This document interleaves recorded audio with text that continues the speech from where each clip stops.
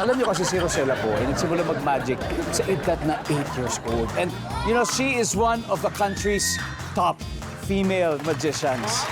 May pa-sample din sa atin si Rosella, okay?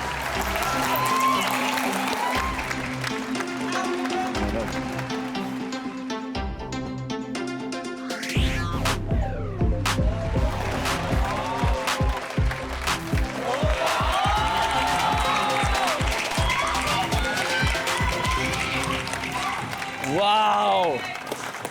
Ding dong. Oy, maraming salamat naman. Thank you very much. Top 4 answers are on the board.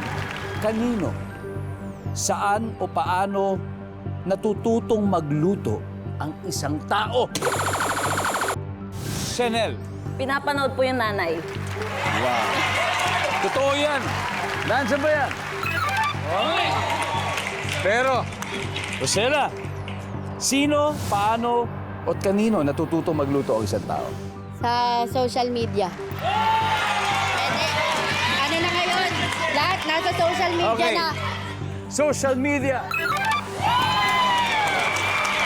Rosella, pass or play? Siyempre, play. Let's do this.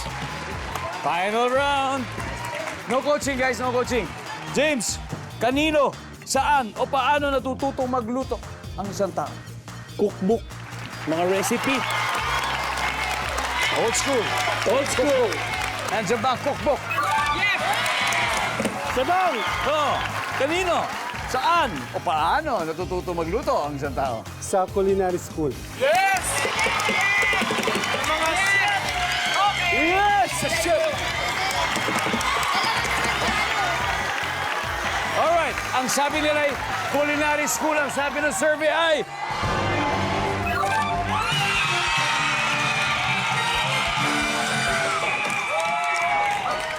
Ang ating final score, Team Magic 420, Team Pag-asa 176. Chanel.